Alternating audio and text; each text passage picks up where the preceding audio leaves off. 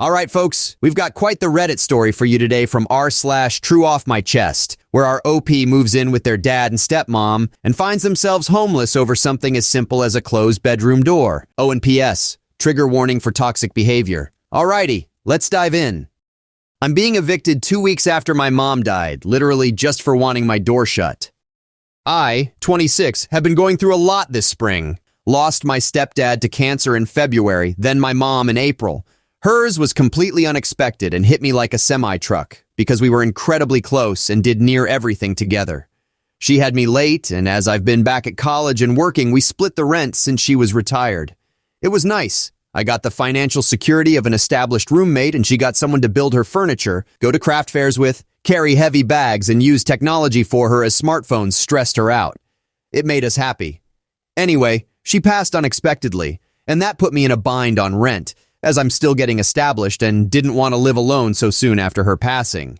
Enter my father, also older and retired, and my stepmom. They approached with immense understanding and sympathy, offering to let me stay with them while I finished my degree.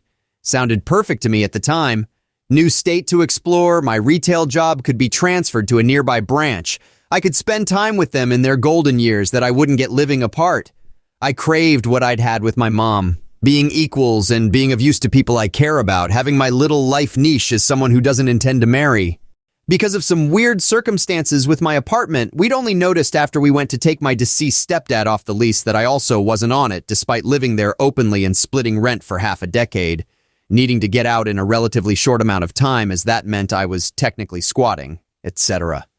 I was out of the state and at their house on the 2-week anniversary of her passing with 26 years of life boxed up. My dad and stepmom helped a lot with the move and death arrangements, getting me boxes and taking my work PC so I didn't have to worry about it getting smashed in the moving truck. When I got there, my sibling who helped with the move flew back to her home state and things were going well. I was slowly unpacking, got my PC and toiletries set up, and we ate meals together. I got on their family phone plan and made plans to pay my share each month. I noticed upon reflection that we really should have discussed the money aspect immediately, because it's important. I just figured it was still the start of the month and they were giving me time to see how the job transfer went and to grieve before talking specifics on rent.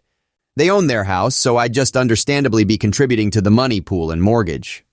The problem started with my bedroom door, or the guest bedroom door, I should say. My stepmom came up to me somewhat randomly on day 3 or so of my stay and said I needed to keep it open unless I was specifically sleeping or changing. Now, I'm a solitary person with some noise sensitivity issues, and this house had an open floor plan. Despite the guest wing being off on its own short haul, you could still hear the living room TV and every word spoken in the main kitchen and living area when the doors were open. So I told her I'd prefer to keep it shut, for that and other reasons. They had cats who like to pee on and claw things up, and I tend to chill on my bed away from folks if my social battery is low. I sleep with the plushes I get from cons, and they are big into rich home aesthetics, so I figured they wouldn't want guests seeing those, etc. She said my dad wouldn't like that and that this is an open household. I told her I'd lived with them for 15 years of my childhood, and they never had any issues with me keeping my door shut back then, so I didn't understand the sudden problem now. It was when my dad came that stuff got a little more heated. I wanted to find compromises for the issues he brought up. It causes mold. I offered to purchase a dehumidifier for the room. A closed door tells people you don't want to be a part of the family.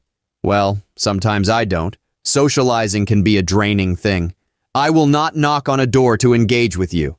Well, even if the door is open, you should be doing that anyway. It's rude to barge in on folks. You earn privacy here and this is my house. This set off a red flag of, this man is still seeing me as a child. I'm 26.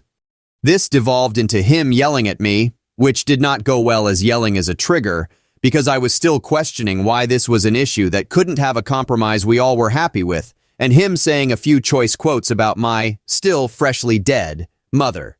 He accused her of hindering my development, and saying she should have gotten you over privacy issues years ago. Again, I am in my mid to late 20s, so despite him accusing me of acting like a 12-year-old, the only ones treating me like one were them. It was weird and off-putting, honestly, and when I told him that I didn't appreciate being yelled at, because I am an adult and he is an adult, He essentially said he didn't appreciate me occupying his guest bedroom and bathroom. I don't even use makeup or anything. It was just my toothbrush, mouthwash, and shampoo. I told him I will not be yelled at. They told me, then stop doing things that will earn you being yelled at, and that they have no sympathy for me. My mother died a little over 2 weeks ago. At that point, I started repacking and looking at my options. I wasn't invited to family meals. We had another discussion where he offered more choice words about my dead mother, essentially saying I'd never amount to anything because she didn't parent me right, that I'm a burden who will destroy the lives of whoever I live with, etc. I recorded it to go over with my sibling, who pointed out the lies he was pulling out of nowhere. He told me we'd lost my mom's car. My aunt told me later she'd refused to speak to him about the car title transfer process at all. He completely made that up to try to upset me because he knows I'm a sentimental person. At that point, I had been there just 4 days. Yesterday morning, I went to discuss the situation with them, wanting them to outline all the rules for their household, when rent would be due, communal space policies, etc. My sibling and I drafted a list of talking points to discuss and what to bring up.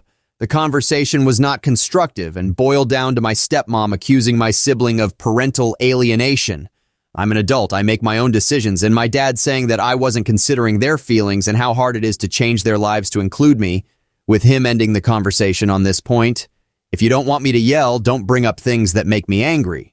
We didn't get through a single bullet point, including rent. This devolved into an argument later where my stepmom, upon hearing that the reason I hate yelling is that I fear for my safety, tried to gaslight me by saying my dad had never hurt me.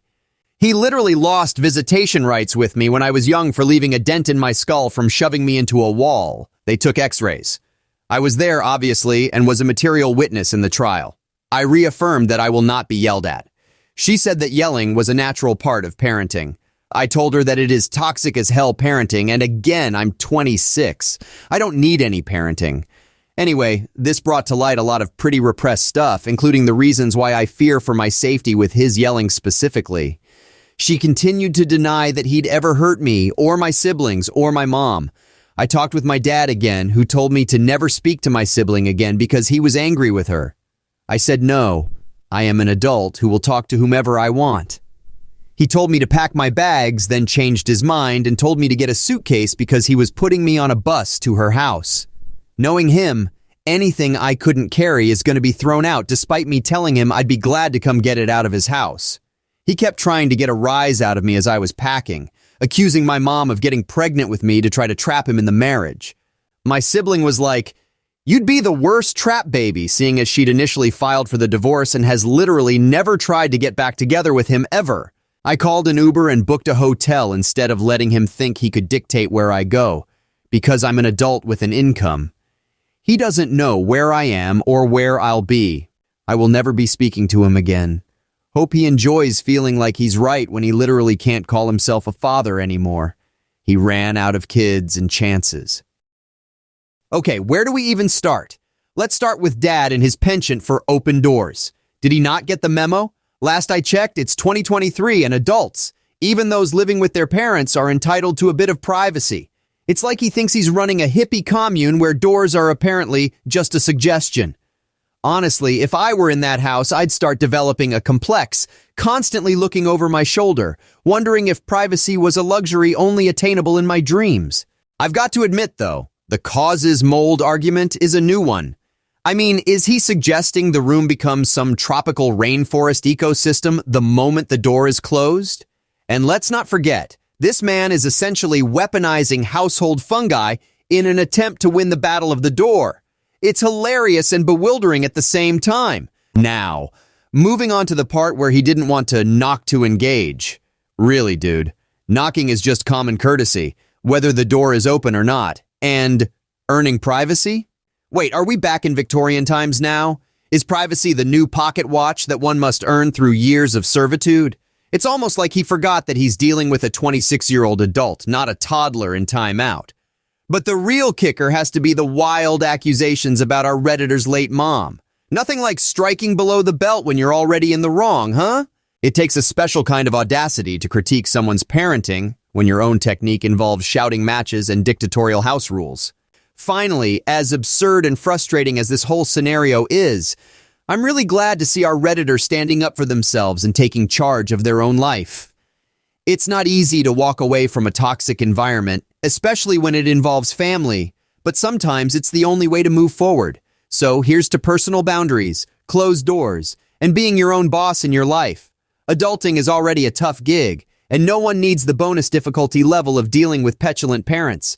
And to our dear Redditor, your mom would be proud of how you stood up for yourself. You navigated that sea of absurdity with grace and determination, and now you're on the other side, stronger and more self-reliant than ever before. You got this, OP. Hey, wait! Before you go off chasing after your next internet rabbit hole, give that like button a quick little smack. And if you're feeling particularly adventurous today, why not dance with the subscribe button? Join our band of misfits here and let's share the laughter. Anyways, stay safe out there in that crazy world. Much love. Peace.